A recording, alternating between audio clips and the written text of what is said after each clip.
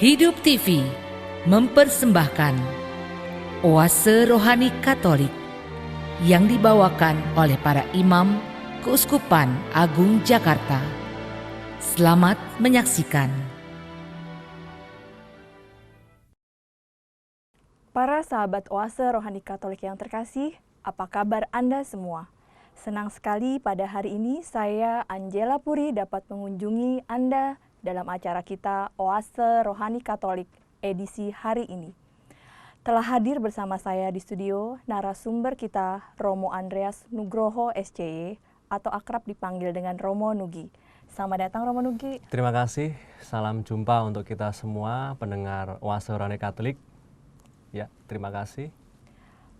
Para sahabat Oase Rohani Katolik yang terkasih, mari kita buka acara ini dengan doa pembukaan yang dipimpin oleh Romo Nugi. Saudara-saudari pendengar Oase Rohani Katolik dimanapun Anda berada, mari kita mengawali permenungan kita pada hari ini, Jumat 17 Mei dengan berdoa. Dalam nama Bapa dan Putra dan Roh Kudus. Amin. Allah Bapa Maha Rahim, kuduskanlah hati dan budi kami. Semoga sepanjang hari ini kami layak menjadi anak-anak-Mu dan juga menjadi saksi kebangkitan Putra-Mu yang terkasih, di mana kami selalu bertindak bijaksana dalam mewartakan kebenaran ilahi-Mu kepada semua orang yang kami jumpai. Kami yakin bahwa Tuhan Yesuslah penolong kami satu-satunya, yang hidup dan berkuasa kini dan sepanjang segala masa. Amin. Dalam nama Bapa dan Putra dan Roh Kudus. Amin. Para sahabat Oase Rohani Katolik yang terkasih, pada hari ini saya akan membacakan bacaan dari Kisah Para Rasul bab 13 ayat 26 sampai 33. Dalam perjalanannya, Paulus sampai di Antiokhia di Pisidia. Di rumah ibadat Yahudi, di sana Paulus berkata, "Hai saudara-saudaraku, baik yang termasuk keturunan Abraham maupun yang takut akan Allah, kabar keselamatan sudah disampaikan kepada kita. Sebab penduduk Yerusalem dan pemimpin-pemimpinnya tidak mengakui Yesus. Dengan menjatuhkan hukuman mati atas Yesus, mereka menggenapi perkataan nabi-nabi yang dibacakan setiap hari Sabat. Dan meskipun mereka tidak menemukan sesuatu yang dapat menjadi alasan untuk hukuman mati, namun mereka telah meminta kepada Pilatus supaya Yesus dibunuh. Dan setelah mereka menggenapi segala sesuatu yang ada tertulis tentang Dia, mereka menurunkan Dia dari kayu salib, lalu membaringkannya di dalam kubur. Tetapi Allah membangkitkan Yesus dari antara orang mati. Dan selama beberapa waktu, Ia menampakkan diri kepada mereka yang mengikuti Dia dari Galilea ke Yerusalem. Mereka itulah yang sekarang menjadi saksinya bagi umat ini. Dan kami sekarang memberitakan kabar kesukaan kepada kamu, yaitu bahwa janji yang diberikan kepada nenek moyang kita telah digenapi Allah kepada kita, keturunan mereka, dengan membangkitkan Yesus seperti yang ada tertulis dalam Mazmur kedua, "Anakkulah engkau, pada hari ini engkau telah kuperanakkan." Demikianlah sabda Tuhan. Syukur kepada Allah. Mazmur tanggapan. Anakkulah engkau, pada hari ini engkau telah kuperanakkan. Anakkulah engkau, pada hari ini engkau telah kuperanakkan. Akulah yang telah melantik rajaku di Sion, gunungku yang kudus. Aku mau menceritakan tentang ketetapan Tuhan. Ia berkata kepadaku, "Anakkulah engkau, pada hari ini engkau telah kuperanakkan." Anakkulah engkau, pada hari ini engkau telah kuperanakkan. Mintalah kepadaku, maka bangsa-bangsa akan kuberikan kepadamu menjadi milik pusakamu, dan ujung bumi menjadi kepunyaanmu. Engkau akan meremukkan mereka dengan gada besi dan memecahkan mereka seperti tembikar tukang periuk. Anakkulah engkau, pada hari ini engkau telah kuperanakkan. Oleh sebab itu, hai raja-raja, bertindaklah bijaksana, terimalah pengajaran, hai para hakim dunia. Beribadalah kepada Tuhan dengan takwa, dan ciumlah kakinya dengan gemetar. Anakkulah engkau, pada hari ini engkau telah kuperanakkan. Para sahabat Oase Rohani Katolik yang terkasih, mari kita siapkan hati untuk bacaan Injil. Haleluya, haleluya, haleluya. Haleluya, haleluya, haleluya. Akulah jalan kebenaran dan hidup. Tidak seorang pun dapat datang kepada Bapa kalau tidak melalui aku. Haleluya,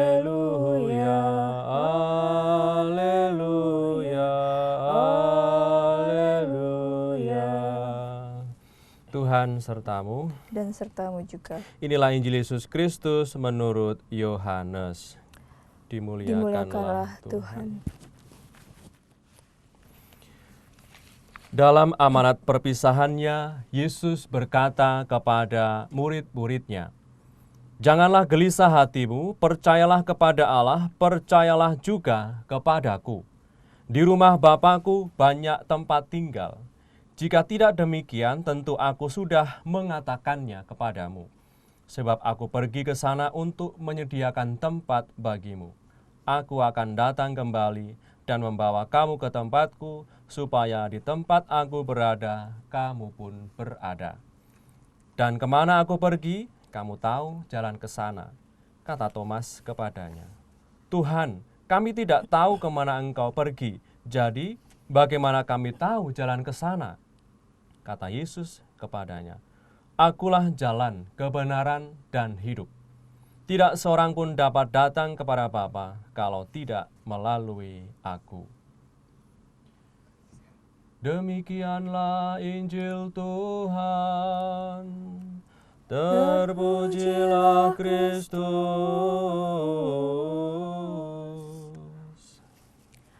Para sahabat Oase Rohani Katolik yang terkasih, mari kita dengarkan bersama permenungan yang akan disampaikan oleh Romo Nugi. Romo Nugi, Ya. Permenungan apakah yang Romo ingin sampaikan pada hari ini? Ya, pada kesempatan hari ini, saudara pendengar dimanapun Anda berada dan kita semua tadi baru saja mendengarkan, baik itu bacaan pertama diambil dari Kisah Para Rasul dan juga bacaan Injil diambil dari Injil Yohanes bab 14 ayat 1 sampai 6. Nah, dari bacaan pertama ini tadi ada kalimat yang menurut saya itu menarik dan patut kita renungkan pada kesempatan hari ini.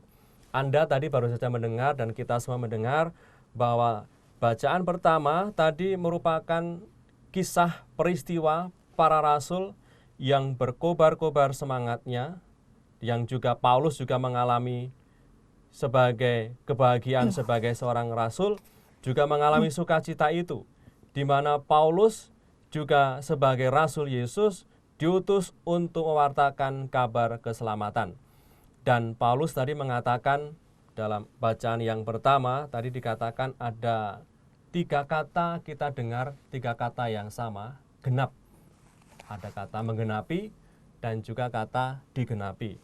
Misal tadi dalam bacaan pertama dikisahkan dalam ayat 27, dikatakan juga bahwa ada kata menggenapi. 29 juga ayat 29 dikatakan juga menggenapi segala sesuatu. Dan juga dalam ayat 33 juga dikatakan telah digenapi Allah. Maka dari sini kita melihat bahwa sudah ada nubuat dalam perjanjian lama, dalam kitab perjanjian lama tentang Mesias. Tentang Mesias utusan Allah, Kristus yang terurapi, dan itu semua tergenapi, terlaksana terpenuhi di dalam diri Yesus Kristus, di mana ia hadir di tengah umat manusia 2000 tahun lebih yang lalu. Maka dengan kata menggenapi atau digenapi, Paulus ingin mengajak orang-orang pada waktu itu, orang-orang Yahudi yang telah menyalibkan Yesus, yang telah membunuh Yesus, mewartakan kepada mereka bahwa mereka itu telah melakukan apa yang sudah tercatat dalam kitab Perjanjian Lama, di mana Yesus Kristus datang untuk menggenapi, untuk memenuhi apa yang tertulis dalam kitab suci. Amat mudah kok sekarang ini, apalagi kita menggunakan kitab suci yang kita punya, baik itu kitab suci Perjanjian Lama maupun Perjanjian Baru. Kalau kita baca atau Mbak Puri baca dan Anda semua baca, kalau Anda cermati misalnya membuka kitab suci kita, misalnya dalam Perjanjian Baru, Injil mana, lalu dalam kutipan itu, biasanya di bawah dari kutipan, dari tulisan Injil, itu ada catatan kakinya. Misalnya, Injil Lukas bab 22 ayat 21. Lalu di bawah itu ada tulisan kecil, nanti ada rujukan dari kitab Perjanjian Lama. Atau mungkin Mazmur 41 ayat 10. Itu ada kesamaannya di situ, bahwa sangat mudah sekarang kalau bahwa memang mau mengatakan mengapa ada rujukan seperti itu, karena di satu sisi ingin menegaskan bahwa kehadiran Yesus itu memang menggenapi, memenuhi apa yang terjadi dalam Perjanjian Lama itu. Sehingga itulah yang disampaikan oleh Paulus tadi, yang menurut saya menarik dan patut kita renungkan pada kesempatan ini gitu ya. Bahwa misalnya ya, saya tunjukkan seperti ini. Misalnya kalau Anda buka dalam Injil Lukas bab 22 ayat 21, dikatakan di situ, "Tetapi lihat, tangan orang yang menyerahkan aku ada bersama dengan aku di meja ini. Sebab anak manusia memang akan pergi seperti yang telah ditetapkan, akan tetapi celakalah orang yang olehnya ia serahkan." Dan Lukas 22 ayat 21 ini rujukannya ke Mazmur. Mazmur 41 ayat 10 dikatakan, "Bahkan sahabat karibku yang kupercayai, yang makan rotiku, telah mengangkat tumitnya terhadap aku." Ini kan konteksnya perjamuan malam terakhir, di mana Yudas Iskariot itu menjadi pengkhianat. Kita tahu Yudas Iskariot itu adalah salah satu sahabat Yesus, tetapi ia telah melakukan pengkhianatan kepada Yesus. Itu sebagai salah satu contoh bahwa ada banyak yang bisa Anda temukan dalam, kalau Anda membaca kitab suci, cobalah baca perikopnya, pasti di bawah nanti juga seringkali ada kutipan-kutipan yang merujuk ke Perjanjian Lama. Itu sebagai salah satu tanda bahwa Yesus hadir untuk menggenapi, memenuhi apa yang ada dalam Perjanjian Lama. Gitu ya. Iya, Romo. Jadi sebenarnya maksud dari Paulus ini dalam mewartakan bahwa Yesus adalah penggenapan dari yang Allah janjikan, itu apa ya, Romo ya? Ya, memang kehadiran Tuhan Yesus hadir ke dunia itu memang sudah dinanti-nantikan, dan juga memang tidak hanya menggenapi. Kalau sudah menggenapi lalu apa? Lalu akan harus ada endingnya. Maka itulah tadi yang dikatakan oleh Paulus, bahwa kabar keselamatan itulah yang ingin diwartakan orang-orang pada waktu itu. Tadi dikatakan dalam ayat yang 26, "Hai saudara-saudaraku, baik yang termasuk keturunan Abraham maupun yang takut akan Allah, kabar keselamatan sudah disampaikan kepada kita." Nah, ini penting bahwa memang kehadiran Yesus ke dunia menjadi penggenapan. Tergenapi semuanya dalam diri Yesus. Dari mulai hidupnya, sengsara, menjelang penderitaannya, kemudian kematiannya dan kebangkitannya, itu sudah tertulis dalam kitab Perjanjian Lama. Tetapi kalau sudah tergenapi lalu apa? Ujungnya apa? Kan harus ada endingnya. Untuk apa menggenapi tapi tidak ada ujungnya, tujuan dari penggenapan itu. Dan Paulus mengatakan bahwa ujung dari penggenapan itu dan tujuan dari penggenapan itu adalah kabar keselamatan. Bahwa inilah yang diwartakan oleh para rasul. Para rasul artinya murid Yesus, ke-11 murid Yesus, dan juga Paulus yang juga sebagai rasul Yesus mewartakan kabar keselamatan. Dan merekalah saksi kebangkitan itu sendiri. Sehingga inilah yang ingin disampaikan oleh Paulus kepada kita, dalam Kisah Para Rasul bahwa segala yang ada dalam kitab Taurat dan kitab para nabi itu sudah merupakan nubuat dan tergenapi dan terpenuhi di dalam diri Yesus, dan tujuan dari penggenapan itu adalah kabar keselamatan. Dan kabar keselamatan itu apa? Bahwa Yesus yang mengalami kebangkitan itu harus melalui penderitaan, harus mengalami salib dulu, harus mengalami ditolak, harus mengalami situasi yang tidak mudah. Tidak ada yang salah dalam diri Yesus. Dikatakan dalam bacaan pertama tadi bahwa kisah di mana Pilatus itu tidak menemukan kesalahan dan tidak menemukan kesalahan dalam diri Yesus, tapi toh juga pada kenyataannya banyak orang yang bersekongkol karena tidak suka dengan Yesus, akhirnya mereka bersekongkol lalu ingin menyingkirkan Yesus. Dan memang sudah terjadi menyingkirkan Yesus, bahwa mereka bisa membunuh Yesus, tetapi kita lihat bahwa pada hari yang ketiga ia bangkit dari antara orang mati, dan itu adalah kabar sukacita bagi kita bahwa kejahatan itu tidak akan bisa dikalahkan dengan kejahatan itu tidak bisa mengalahkan kebaikan. Kita tahu bahwa Yesus mewartakan kebaikan, mewartakan sukacita, walaupun ada begitu banyak orang yang mencoba untuk mengalahkan dia dengan cara yang jahat, tetapi yang benar, yang baik itu tetap muncul sebagai pemenang. Dan jaminannya ya kebangkitan Yesus itu, Mbak Puri dan saudara-saudari semua. Iya, jadi di sini hal yang sangat menarik itu adalah penggenapan akan kabar keselamatan itu sendiri. Benar. Nah, sekarang kita Romo di zaman sekarang, nah kita sebagai seorang Katolik gitu, nah kita juga mungkin ada suatu tugas untuk mewartakan kabar keselamatan itu ya Romo ya, sebaiknya ya. Nah, bagaimana kita sebagai orang Katolik harus mewartakan kabar keselamatan Romo? Nah, ketika Mbak Puri dan kita semua merayakan malam Paskah itu ada ritus ya, ada tata cara upacara yang menarik yang ingin kita renungkan pada kesempatan ini. Dari Kamis Putih, Jumat Agung, Sabtu Suci, dan puncaknya adalah Tirakatan Vigili Paskah. Itu ada di mana saat imam Romo itu memberkati api baru. Memberkati api baru, dan dari api baru itu lalu dinyalakanlah nyala lilin Paskah. Lalu lilin Paskah ini adalah simbol dari Kristus yang mengalahkan kegelapan dosa, yang mengalahkan kegelapan kematian, mengalahkan kegelapan kejahatan itu. Bahwa yang jahat, tadi saya katakan yang jahat, yang benar itu muncul sebagai pemenang. Dan Yesus, sang terang lilin Paskah itu menerangi ruangan, menerangi kegelapan yang ada di tengah gereja atau di depan gereja. Suasana masih gelap, hanya lilin Paskah, simbol dari terang Yesus sendiri. Dan ketika perarakan lilin Paskah, lalu lilin Paskah itu dibagikan. Nah, ini yang menarik. Dibagikan pertama oleh Mesdinar, lalu Mesdinar membagikan terang itu kepada seluruh umat. Seluruh umat yang hadir. Lalu setelah umat mendapatkan terang itu, lalu ada pujian, exultet, pujian malam Paskah. Pujian di mana Yesus seperti katakan tadi bahwa penggenapan dari perjanjian lama. Kitab Taurat dan kitab para nabi, dan Yesus datang untuk menjadi pembawa kabar sukacita, pembawa terang itu. Maka pesan yang bisa kita ambil seperti yang dalam bacaan pertama tadi, artinya ketika Yesus sudah bangkit dan menunjukkan terangnya kepada umat manusia, maka kita, Anda semua yang percaya kepada Yesus, yang menerima terang itu, kan terang itu sudah kita pegang itu ketika malam Paskah, hendaknya juga menjadi terang bagi sesama.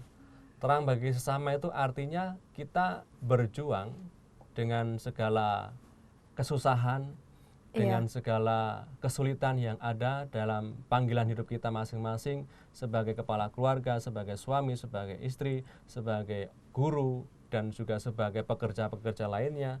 Hendaklah juga mau menjadi terang itu. Terang bagi sesama artinya juga maukah kita dan Anda semua memilih dan memperjuangkan apa yang baik, apa yang benar. Dan kalau kita memperjuangkan apa yang baik, apa yang benar menurut Allah, maka kita akan disebut sebagai pewarta kabar keselamatan dan juga pembawa terang lilin Paskah itu, lilin Kristus kepada seluruh umat manusia. Maka inilah kabar sukacita dari bacaan pertama, bahwa Yesus itu sudah bangkit. Nah, kebangkitan Yesus itu menjadi sukacita kita. Di mana Yesus yang bangkit, itu kan sudah menjumpai para murid. Iya. Karena perjumpaan dengan para murid inilah yang membuat kebangkitan Yesus itu menjadi sungguh-sungguh terpercaya hingga sampai sekarang ini. Maka makam kosong yang kita renungkan dalam baca Injil ketika Paskah itu, makam kosong memang tidak menjadi cukup bukti bahwa Yesus sudah bangkit. Tetapi oleh karena Yesus bangkit, maka makam kosong. Dan oleh karena perjumpaan Yesus dengan para murid, Yesus yang bangkit menjumpai para murid, itu menjadi bukti otentik bahwa Yesus sungguh bangkit, bukan dicuri. Kan ada kisah dalam Injil bahwa ada sekelompok orang Yahudi yang menyuap beberapa serdadu yang menjaga makam Yesus dengan mengatakan kepada mereka, ceritakanlah kepada banyak orang bahwa Yesus itu tidak bangkit, tapi Yesus dicuri oleh murid-muridnya. Maka itulah, tapi para murid yakin karena mereka melihat sendiri Yesus yang bangkit. Yesus yang menjumpai semua dari mereka, dan itulah menjadi kabar keselamatan bagi kita semua. Dan kabar sukacita Paskah itu kita bagikan dengan mau menjadi terang, membagikan terang lilin Paskah itu kepada banyak orang yang ada di sekitar kita. Itu Mbak Puri. Berarti terang identik dengan keselamatan. Ya, betul. Membawa kabar sukacita kepada begitu banyak orang. Dan kita sebagai terang itu. Iya, Romo. Lalu Romo, kalau dalam sehari-hari itu apabila kita melihat sesuatu yang tidak baik mungkin, itu berarti kita harus menyampaikan suatu hal yang baik gitu ya Romo ya. Berarti kita juga harus pinter-pinter juga gitu untuk menyampaikannya gitu. Kalau Romo ada saran nggak kalau misalnya untuk seperti itu? Ya. Kita itu sebagai terang artinya harus secara konsisten memberikan kesaksian, dan juga tidak akan pernah memaksakan orang. Yesus juga tidak pernah memaksa orang untuk berbuat baik. Datang ke dunia, Yesus hanya menawarkan keselamatan, menawarkan kabar sukacita. Yesus juga tidak pernah memaksa orang untuk mengalami sukacita, mengalami kegembiraan, walaupun itu baik. Tetapi Yesus datang ke dunia memang tujuannya untuk menawarkan kabar keselamatan itu. Dan orang akan mengalami sukacita kalau mau menanggapi kabar keselamatan itu. Maka sama halnya dengan kita tahu bahwa kita memang diundang untuk menjadi pembawa kabar terang, kabar sukacita. Tetapi bukan lalu artinya kita memaksa orang untuk mengikuti apa yang kita inginkan walaupun itu baik. Tetapi tujuan utama dari kita adalah persuasif, yang mendekati secara baik-baik dan juga mengingatkan atas dasar cinta, bukan atas dasar marah, atas dasar ego, atas dasar kesombongan lalu kita mengingatkan orang lain. Tetapi yang perlu kita perjuangkan adalah kalau kita melihat sesuatu yang tidak beres, itu memang sungguh-sungguh mengalir dari hati. Kita ingin menyelamatkan, kita ingin membuat orang lain itu bahagia, membuat orang lain itu bersukacita. Bukan karena munafik, tetapi kita ingin berjalan untuk melangkah sampai kepada kekudusan. Jadi alangkah baiknya kalau dalam perjalanan itu juga saling mengingatkan, saling menguatkan, tidak saling menyalahkan, tetapi saling menguatkan dengan kata-kata yang lebih elok, yang lebih lembut, yang mengingatkan orang untuk sampai pada sebuah kesadaran bahwa ini salah, ini tidak benar. Karena seringkali kita memang tujuannya baik, tetapi caranya itu seringkali tidak baik ya, dan lalu hasilnya juga tidak baik ya. Iya. Maka kalau kita memiliki tujuan yang baik, maka kita cari cara bagaimana supaya bisa apa yang kita inginkan itu tercapai dengan cara-cara yang elok, dengan cara-cara yang bijak, dengan cara-cara yang ya tidak sampai membuat orang terbelalak dan menyakiti hati, tetapi mencoba untuk pelan-pelan bahwa ini baik, lalu ditawarkan dan mengingatkan, saling menguatkan, saling mengingatkan tanpa harus saling menyalahkan dan apalagi merendahkan ya, seperti itu Mbak Puri. Oke. Iya, baik sekali ya Romo ya. Tapi ini berarti untuk kesaksian hidup itu lebih melihat juga bahwa kita mempunyai terus-menerus untuk melakukan kebiasaan berbuat baik itu juga penting juga Penting ya. gitu. Karena apa yang kita lakukan itu menjadi sebuah, dalam tanda petik itu, penegasan. Penegasan akan iman yang kita renungkan, akan iman yang kita yakini. Karena bisa jadi seperti ini, bahwa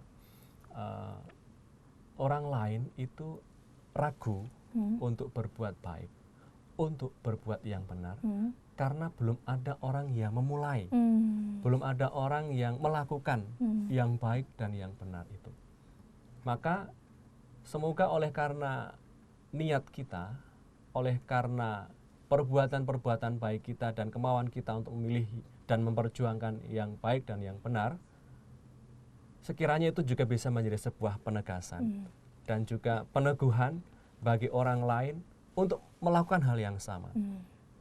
Ya, saya yakin bahwa di zaman sekarang ini untuk memilih apa yang benar, apa yang baik itu justru banyak tantangannya. Tetapi mudah-mudahan dengan perjuangan Anda, perjuangan saya, dan perjuangan Mbak Puri juga bisa menjadi sebuah penegasan dan peneguhan bagi orang lain untuk ayo kita belajar bersama-sama untuk mewujudkan kerajaan Allah ini. Kerajaan Allah di mana Allah itu sungguh-sungguh meraja. Sukacita, damai, kegembiraan, bukan cekcok, tetapi susu kedamaian dan sungguh-sungguh persaudaraan yang sejati. Dan semoga yaitu bahwa apa yang kita lakukan sebagai sebuah peneguhan bagi orang lain dengan melihat, oh perbuatan baik seperti itu ya. Dan itu sebagai sebuah penegasan dan peneguhan bagi semua orang yang melihat apa yang kita lakukan. Iya, baik Romo. Kita akhiri dulu sesi pertama ini di sini, nanti kita lanjutkan perbincangan kita. Para sahabat Oase Rohani Katolik yang terkasih, kami masih akan kembali lagi. Jangan kemana-mana, tetaplah bersama kami. Hidup TV mempersembahkan Oase Rohani Katolik yang dibawakan oleh para imam Keuskupan Agung Jakarta. Selamat menyaksikan. Para sahabat Oase Rohani Katolik yang terkasih, terima kasih masih bersama kami di acara Oase Rohani Katolik edisi hari ini.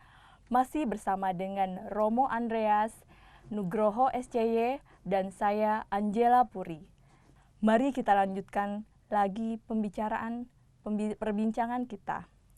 Ya Romo Nugi, di sesi kedua ini, hal-hal menarik apakah yang Romo ingin sampaikan?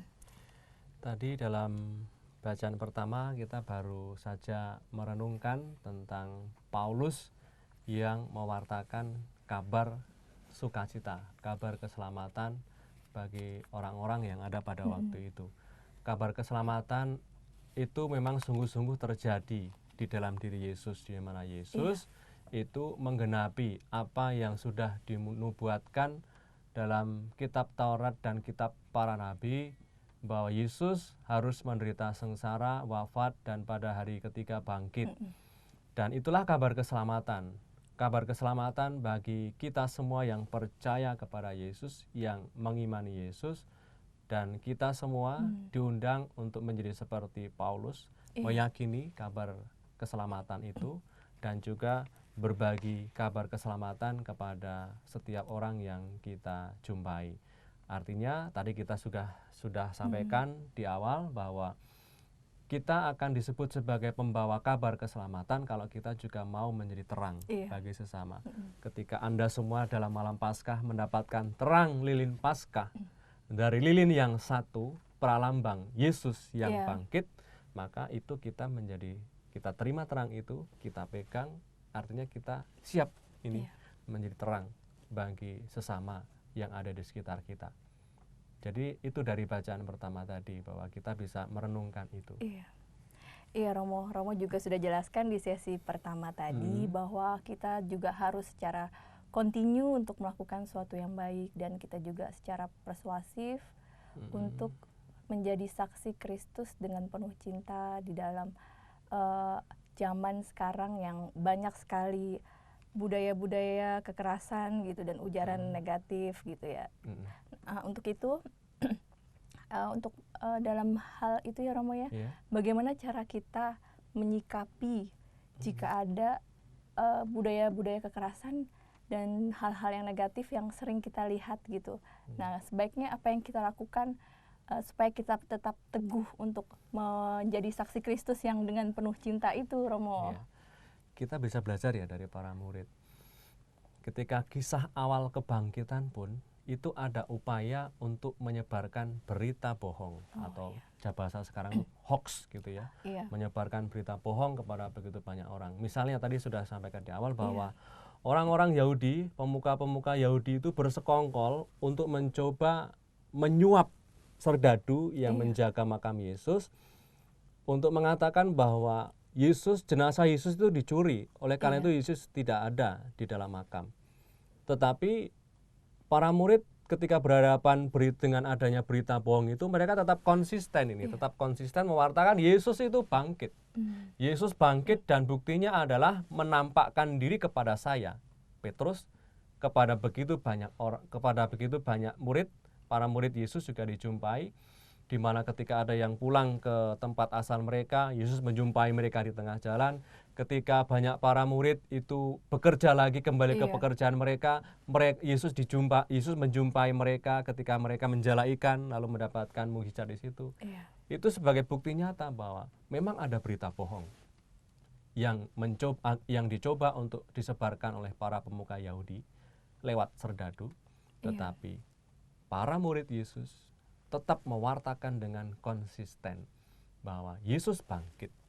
Yesus memang sengsara, wafat, tapi pada hari ketiga bangkit. Dan bukti nyata adalah Yesus yang bangkit itu menjumpai kami para muridnya. Maka konsistensi inilah yang kita ingin pelajari dari para murid, bahwa memang ada, kalau tadi dikatakan oleh Mbak Puri, bahwa ada kebiasaan untuk saling menghina. Ada banyak orang dengan mudah untuk mencaci orang lain atau ujaran kebencian. Ada orang yang mudah menyebarkan fitnah dan kebohongan. Tetapi lalu bagaimana dengan sikap kita? Ya, kita tunjukkan seperti para murid ini, di mana mereka konsisten untuk membiasakan diri dengan hal-hal yang baik itu, menyebarkan berita yang benar, menyebarkan berita yang baik, mau mengucapkan kata-kata positif, bukan kata-kata negatif, mau mengucapkan kata-kata yang menghidupkan orang lain, bukan yang mematikan orang lain. Kita bisa loh matikan orang lain dengan kata-kata kita, bisa mematahkan semangatnya, bisa merendahkan martabatnya hanya dengan kata-kata kita. Atau sekarang gitu bukan hanya dengan kata, tapi juga dengan jempol kita, dengan gadget kita itu. Kita bisa menyebarkan ujaran kebencian, menyebarkan berita bohong yang juga bisa mematikan orang lain, bukan jadi terang. Maka ya kita bisa belajar dari para murid ini, di mana itu mereka ya konsisten untuk mewartakan kebenaran. Kebenaran itu apa? Yesus bangkit, Yesus mulia, Yesus mengalahkan maut. Dan itulah yang diwartakan terus oleh para murid. Dan bukti nyata ya kita meyakini apa yang para rasul yakini, bahwa ya Yesus sungguh bangkit. Dan oleh karena iman inilah kita mendapatkan harapan, kekuatan untuk bertekun dalam kebaikan, bertekun dalam kebenaran, walaupun ada banyak orang menyebarkan berita yang tidak baik, ada banyak orang memilih untuk mengeluarkan kata-kata negatif, tetapi kita ingin berlaku sebaliknya oleh karena iman kita kepada Jadi Yesus. mereka juga nggak terpancing gitu ya, mereka nggak terpancing. Mereka tetap jalan lurus gitu, bahwa konsisten, bahwa menyatakan kebenaran bahwa Yesus bangkit, dan itulah diwartakan hingga sekarang ini. Kalau kita melihat dalam bacaan Injil, di sini disampaikan amanat perpisahan Yesus. Sebenarnya apa yang ingin disampaikan melalui bacaan Injil ini, Romo? Kalau tadi kita baca dan kita renungkan dalam bacaan Injil, tadi dikatakan persis tadi dalam amanat perpisahannya. Kalau dalam amanat perpisahannya itu berarti kan Yesus ingin menyampaikan sesuatu yang sangat penting untuk para murid dan juga untuk kita semua ini. Kita semua sebagai pengikut Yesus. Dan kata-kata penting itu sungguh-sungguh dikatakan oleh Yesus, supaya kita jangan gelisah dan percaya kepada Allah, dan percaya juga kepada Yesus. Sama seperti kalau kita bandingkan dengan orang tua kita, di mana sudah sakit, sudah lanjut umurnya, menjelang akhir hidupnya, biasanya mengumpulkan anak-anaknya,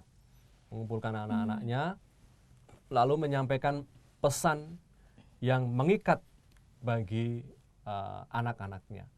Maka sama seperti ini, bahwa pesan ini mengikat para murid dan juga menumbuhkan keyakinan kepada para murid untuk supaya mereka jangan gelisah. Karena seperti katakan tadi, bahwa nubuat perjanjian lama itu akan segera tergenapi dalam diri Yesus, bahwa Yesus akan pergi.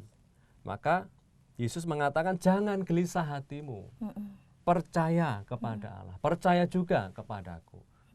Di rumah Bapakku banyak tempat tinggal. Maka kata-kata peneguhan jangan gelisah, percayalah, itu mau mengatakan kepada para murid bahwa memang nubuat para nabi akan, kitab Taurat dan para nabi akan tergenapi dalam diri Yesus, tapi Yesus itu semua terjadi oleh karena Yesus ingin menyediakan tempat yang nyaman, tempat yang kekal bagi para murid dan juga bagi kita semua yang percaya kepada Yesus Kristus Tuhan. Jadi itu, bahwa mengapa ini suatu hal yang mengikat, karena ini memang pesan penting supaya kita jangan gelisah.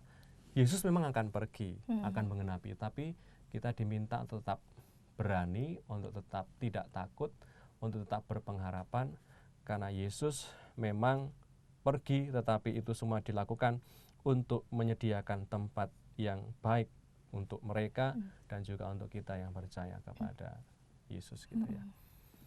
Iya Romo, jadi sebenarnya ini Yesus sudah tahu bahwa dia akan pergi, gitu. Tapi apakah murid-muridnya tahu? Mungkin mereka nggak apa namanya, tidak pasti mungkin ya, bahwa benar, oh ini Tuhan Yesus akan pergi gitu, guru-guru kami akan pergi gitu. Dia mungkin belum tahu gitu, mungkin murid-muridnya ya Romo ya.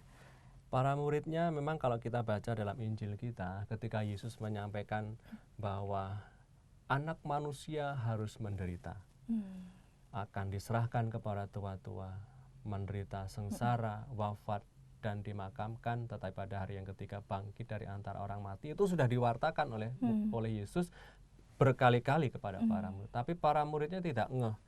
Menurut mereka ya nggak mungkin lah Yesus guruku hebat. Yesus guruku itu bisa melakukan banyak mukjizat. Orang sakit, beragam sakit disembuhkan, kusta ditahirkan, mata buta itu bisa dibuat melihat lagi. Orang yang kerasukan setan, legion, artinya berjuta-juta merasuki orang pun juga bisa diusir dengan satu kalimat saja. Dan juga orang yang mati itu pun dibangkitkan. Bagaimana mungkin Yesus yang hebat itu harus mengalami sengsara dan menderita sengsara?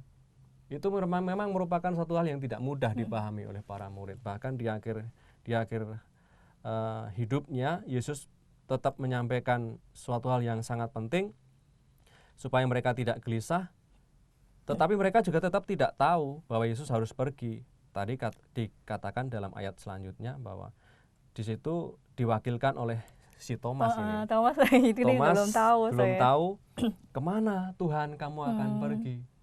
Lalu Yesus mengatakan bahwa kamu memang, dikatakan di sini bahwa dalam ayat yang ketiga, aku akan datang kembali dan bawa kamu ke tempatku supaya di tempat aku berada kamu pun berada. Dan kemana aku pergi kamu tahu jalan ke sana. Kata Thomas kepadanya, Tuhan kami tidak tahu kemana engkau pergi.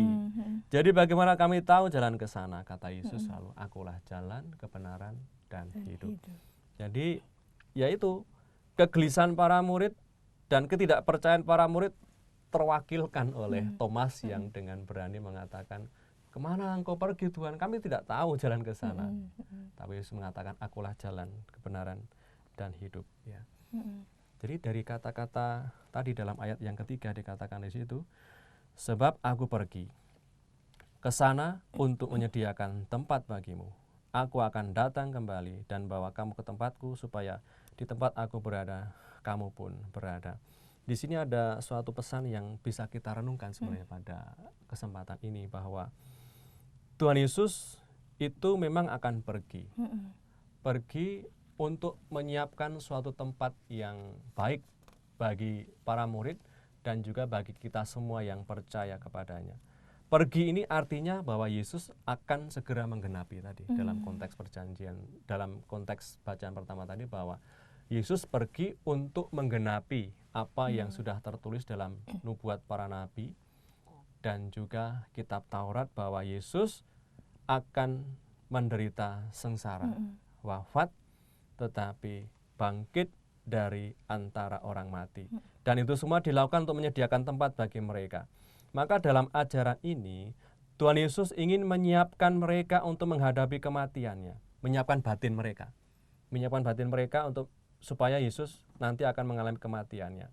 Para murid harus mengerti bahwa kematian Yesus tidaklah sia-sia. Kematiannya akan membawa hasil yang sangat besar bagi mereka. Walaupun kita tahu sesudahnya bahwa ketika Yesus ditangkap, lalu Petrus menyangkal, lalu para murid lari meninggalkan Yesus, hanya satu yang selalu mengikuti, yaitu Bunda Maria, yang selalu mengikuti kemanapun Yesus memanggul salib itu. Maka ternyata kata-kata peneguhan Yesus tidak bisa dipahami secara sempurna oleh para murid, tetapi peristiwa apa yang sudah tertulis dalam kitab para nabi itu semua tergenapi. Dan Yesus pergi itu artinya tadi dikatakan Yesus pergi artinya menggenapi itu lewat sengsara, wafat, dan pada hari yang ketiga bangkit dari antara orang mati.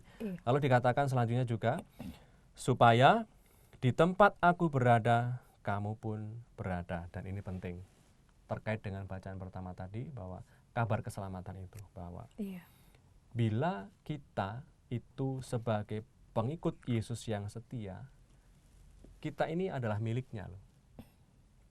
Maka oleh karena kita itu adalah miliknya Tuhan Yesus, oleh karena baptisan yang sudah kita terima, oleh karena baptisan kita semua menjadi miliknya Tuhan Yesus. Maka kemanapun Yesus pergi, maka milik kepunyaannya akan dibawa serta supaya ikut bersuka cita. Sama seperti misalnya kita memiliki barang yang menurut kita menarik, yang menjadi milik kita, pasti selalu dibawa kemana-mana itu. Maka sama seperti Yesus, bahwa Yesus memang akan pergi. Perginya itu membawa sukacita. Oleh karena lewat sengsara, wafat, dan kebangkitannya membawa kabar sukacita keselamatan. Dan itu semua dilakukan supaya dimanapun Yesus berada, maka kita sebagai yang percaya kepadanya pun juga akan berada, supaya bisa bersukacita kekal bersama dengan Tuhan Yesus. Iya Romo, jadi kabar keselamatan dan yang sudah diberikan itu nantinya akan menuju kepada ke suatu jalan bahwa Yesus adalah merupakan suatu jalan kebenaran dan hidup kekal itu ya. Tapi boleh Romo kalau misalnya dijelaskan lagi itu maksud dengan jalan itu apa ya Romo ya? Karena kan kalau kita bayangkan nih ya dalam kehidupan kita nih gitu kan, kalau misalnya kita mau pergi ke suatu tempat gitu, kita harus melewati jalan A, jalan B gitu ya kan. Nah, kalau misalnya yang di sini yang dimaksud jalan Yesus itu apakah sama dengan yang seperti yang kita hadapi sekarang? Lalu dan gitu kita harus bagaimana, apa kita harus berjalan membawa kendaraan atau bagaimana, atau apa sih Romo yang lebih dimaksud lagi ini? Tadi saya katakan bahwa kita bersyukur atas kegelisahan Thomas, lalu kita mendapatkan sebuah keyakinan bahwa Yesus adalah jalan, kebenaran, dan hidup. Yang dimaksudkan dengan sabda Yesus dengan mengatakan akulah jalan, itu bisa dimaksudkan seperti ini, bahwa tadi Mbak Puri menyampaikan bahwa jalan itu apakah artinya ada rute ini ke sana lalu kita mengikutinya. Memang bisa jadi seperti ini, kita bisa memahaminya bahwa ketika kita dalam suatu kota yang tidak kita ketahui atau suatu tempat yang tidak kita ketahui, kita seringkali bertanya. Ada patah yang mengatakan malu bertanya sesat di jalan. Maka kita di sini bisa merenungkan seperti ini, bahwa seringkali ketika di suatu tempat yang asing, di suatu tempat yang tidak kita kuasai, seringkali kita bertanya kepada orang. Lalu ketika bertanya kepada orang itu, lalu orang itu pasti akan menjawab, nanti ketika kamu jalan, ambillah jalan itu lurus, lalu ada tikungan, belok ke kanan, lalu ada tikungan lagi, ada tikungan dua arah, itu nanti belok ke kiri, Iya. lalu nanti setelah lurus sana belok ke kanan, lalu setelah belok kanan lalu lurus lagi, lalu ada simpang 5 itu nanti kamu pilih yang jalan yang kedua. Pasti bisa diartikan walaupun ketika mendengar pada waktu itu, lalu kita hanya mengatakan, oh ya ya ya ya. Tapi Iya. sampai di tengah jalan bingung lagi. Iya. Ini ketika berhadapan dengan jalan yang banyak itu, kita mau pilih yang mana ini? Memang beloknya 2 kali, ke kanan dan ke kiri kan. Tetapi kita tidak tahu ini tadi lupa ini kemana ini. Tetapi kita bisa saja tersesat oleh karena daya ingat kita. Tetapi akan lebih mudah kalau kita misalnya bertanya dengan orang itu, lalu orang itu menawarkan, mari saya akan menunjukkan jalan itu. Oh, Mari iya, saya iya, akan iya. tunjukkan jalan itu, dan dalam hal ini bisa jadi kita akan sampai ke tujuan dengan selamat. Jadi dalam artian ini, Yesus sebagai jalan itu artinya tidak hanya memberikan nasihat, pengarahan, kamu arahnya ke sini, kamu arahnya situ. Untuk sampai pada keselamatan itu harus melakukan cinta kasih, harus mewartakan kebaikan. Tidak hanya itu, tapi Yesus menunjukkan jalannya. Yesus sendiri mengampuni, Yesus sendiri mewartakan kebaikan, Yesus sendiri membangkitkan orang mati, Yesus sendiri menyembuhkan berbagai macam penyakit. Sehingga Yesus tidak hanya memberi nasihat dan arahan menuju jalan itu, tetapi dia sendiri memimpin secara pribadi setiap hari, karena tentang bahwa Yesus adalah jalan, artinya memang kita melalui Yesus, kita mendapatkan cara untuk memperoleh keselamatan itu. Jalan itu artinya ya lewat apa yang disabdakan oleh Yesus, kita ingin teladani itu.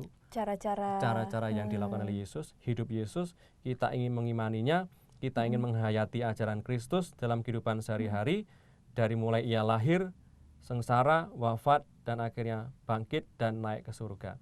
Artinya memang Yesus itu tidak hanya memberi nasihat dan arahnya ke situ, tetapi Yesus menemani kita, menguatkan kita di saat kita berjalan, karena Yesus itu sudah tahu jalannya, karena dia ya jalan itu, karena dia jalan itu. Maka persis seperti dikatakan Santo Franciscus dari Santo Franz de Sales, pernah dia mengatakan seperti ini. Seperti halnya anak-anak yang mendengarkan ibunya, belajar untuk bicara sesuai dengan bahasa ibunya. Demikian pula kita, dengan membawa Yesus dekat dengan kita melalui meditasi, permenungan akan perkataannya, perbuatannya, dan kasihnya, kita belajar dengan bantuan rahmat Allah untuk berbicara, bertindak, dan berkehendak seperti Dia. Maka dari kata-kata bijak Santo Franz de Sales ini, dengan merenungkan kehidupan Yesus, kehidupan Yesus itu artinya dari ia lahir, dari ia dikandung, dilahirkan, lalu tumbuh besar, mewartakan kebaikan, sengsara, wafat, dan bangkit, dan naik ke surga. Maka kita akan dapat mengarahkan hidup kita sesuai dengan kehendak-Nya. Maka itulah sebabnya kita punya kebiasaan yang sangat menarik. Apalagi di bulan ini, bulan Mei, ini kan kita bersama-sama di lingkungan mendoakan doa rosario. Ketika kita mendoakan doa rosario, kita merenungkan peristiwa-peristiwa Yesus. Ini baik, agar kita sungguh-sungguh tahu apa yang Yesus katakan, aku ini jalan. Jalan yang harus dilalui Yesus adalah ya mulai dari kehidupannya, dari ia dikandung, dilahirkan, lalu akhirnya wafat dan bangkit dari antara orang mati itu. Dan ketika kita mendoakan rosario, peristiwa-peristiwa hidup Yesus itulah yang kita renungkan. Dan harapannya melalui permenungan itu, kita sebagai umat beriman dibawa untuk lebih menghayati bahwa rencana keselamatan Allah itu nyata dalam diri Yesus Kristus. Maka dikatakan tadi Yesus adalah jalan, ya.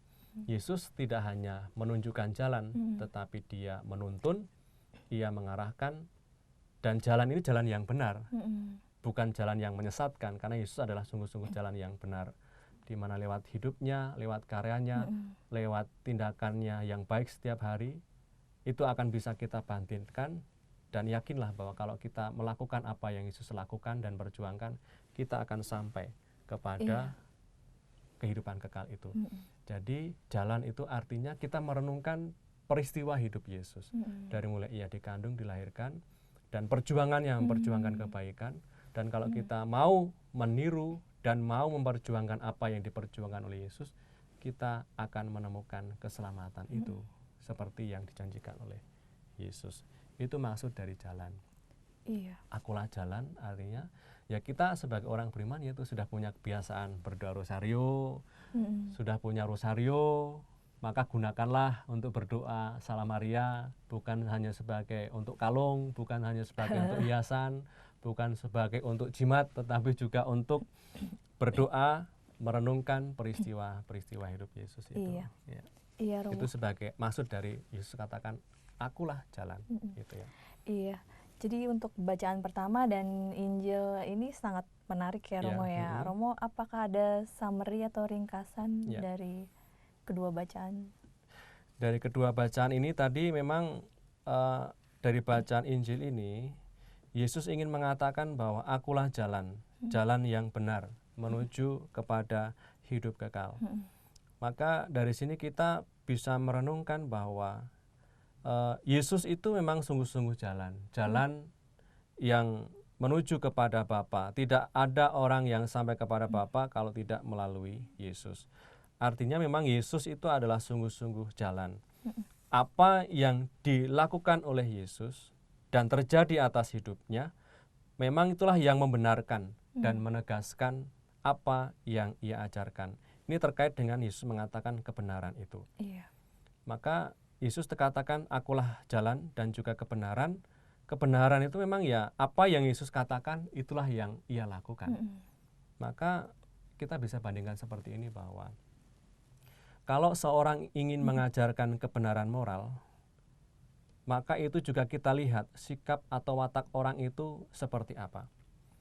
Ada orang yang mengatakan bahwa orang yang suka mencuri lalu mengatakan dan mengajarkan kepada orang lain nilai tentang kedermawanan, itu kan bertolak belakang.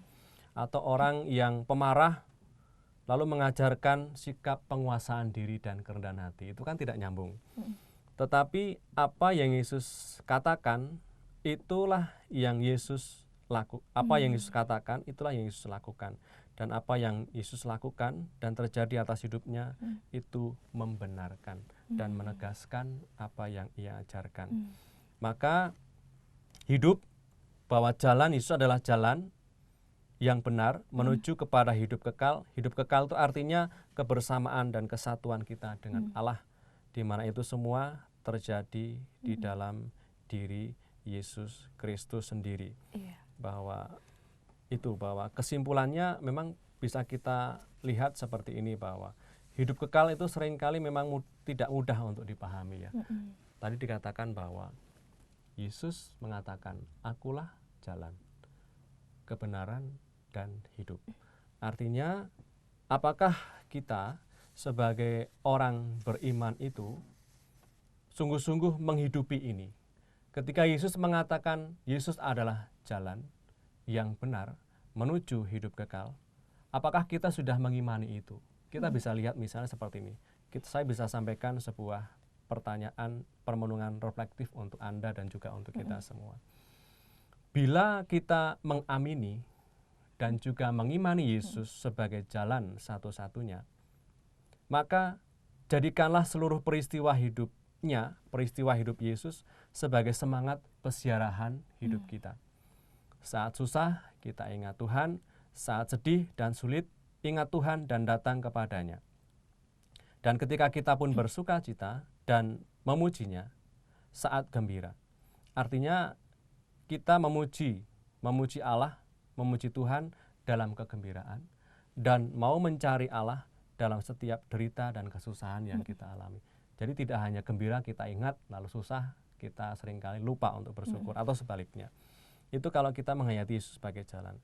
Lalu kita menghayati Yesus juga sebagai kebenaran, artinya bila kita mengimani Yesus sebagai yang benar, maka setiap apa yang kita katakan, tutur sapa kita, tindakan kita, membenarkan, menegaskan, dan meneguhkan apa yang diajarkan oleh Tuhan Yesus, yaitu cinta kasih, belas kasih, pengampunan, murah hati. Yesus sudah tunjukkan itu. Apakah kita yang mengimani Yesus sebagai kebenaran itu juga lewat kata-kata kita, tindakan kita sungguh-sungguh membenarkan, ya, membenarkan apa yang dikatakan, yang diperintahkan oleh Yesus. Lalu Yesus juga mengatakan Yesus adalah jalan yang benar menuju hidup kekal. Hidup kekal ini kita bisa renungkan seperti ini. Bila kita mengamini dan juga mengimani Yesus sebagai sang hidup, maka mari kita pilih cara hidup yang membawa pada kebahagiaan kekal, bukan kebahagiaan yang semu. Maka ini juga bisa menjadi ajakan dan permenungan kita. Hidup kekal itu bukan nanti, tetapi hidup kekal itu juga bisa kita rasakan pada saat ini, ketika kita lewat cara kita, tindakan kita setiap hari, kita memilih kebahagiaan, memilih sukacita kekal, bukan sukacita yang semu. Kita kan seringkali banyak orang mengatakan bisa menghalalkan segala macam cara untuk mendapatkan yang baik, untuk mendapatkan yang enak. Tetapi apakah lewat cara hidup kita yang kita sebagai yang mengimani Yesus sebagai yang hidup kekal itu, apakah kita lewat cara hidup kita itu mau memilih cara hidup yang membawa kita kepada kebahagiaan kekal atau kebinasaan kekal, kepada sukacita kekal atau sukacita yang hanya bersifat semu belaka. Maka ini menjadi undangan bagi kita. Maka kalau kita mengaku Yesus sebagai jalan kebenaran menuju hidup kekal, maka mari kita perbaiki hidup kita.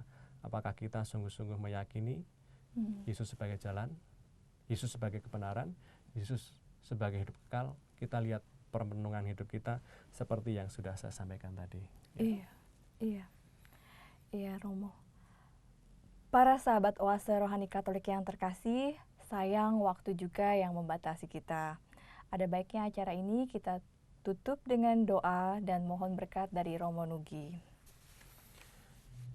Saudara-saudari pendengar Oase Rohani Katolik dimanapun Anda berada, marilah kita tutup permenungan kita pada hari ini dengan berdoa bersama.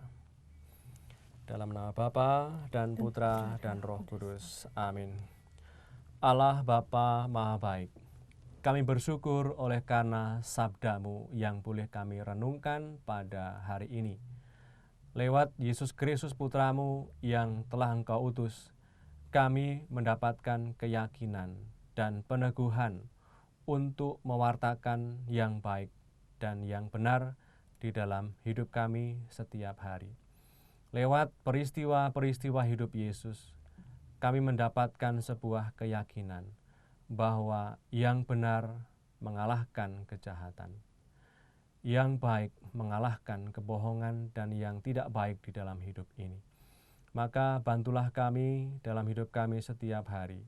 Semoga oleh karena berkat-Mu, kami juga mampu menunjukkan terang kami lewat sikap perbuatan kami setiap hari, sehingga dengan demikian banyak orang bersuka cita, banyak orang bergembira, dan dikuatkan untuk menunjukkan terang mereka kepada begitu banyak orang. Semoga kehadiran kami sebagai anak-anak-Mu menjadi semangat bagi orang lain, juga untuk menunjukkan kebaikan, menunjukkan sukacita seperti yang telah kami tunjukkan dan kami perjuangkan. Berkatilah segala rutinitas kami, pekerjaan kami, anggota keluarga kami. Semoga lewat pekerjaan kami pada hari ini menjadi kemuliaan bagi nama-Mu. Doa yang kami aturkan kepadamu dengan pengantaran Kristus Tuhan kami. Amin. Dalam nama Bapa dan Putra dan Roh Kudus. Amin. Terima kasih Romo Nugi atas kehadirannya di sini. Terima kasih kembali. Para sahabat Oase Rohani Katolik yang terkasih, demikian perbincangan kita hari ini. Semoga banyak manfaatnya bagi Anda semua. Romo Andreas Nugroho SCY dan saya Angela Puri pamit undur diri dari ruang Anda. Kita akan berjumpa pada kesempatan berikutnya. Selamat melanjutkan aktivitas Anda. Mari amalkan Pancasila, kita berhikmat, bangsa bermartabat. Oase Rohani Katolik yang dibawakan oleh para imam, Keuskupan Agung Jakarta. Tuhan memberkati.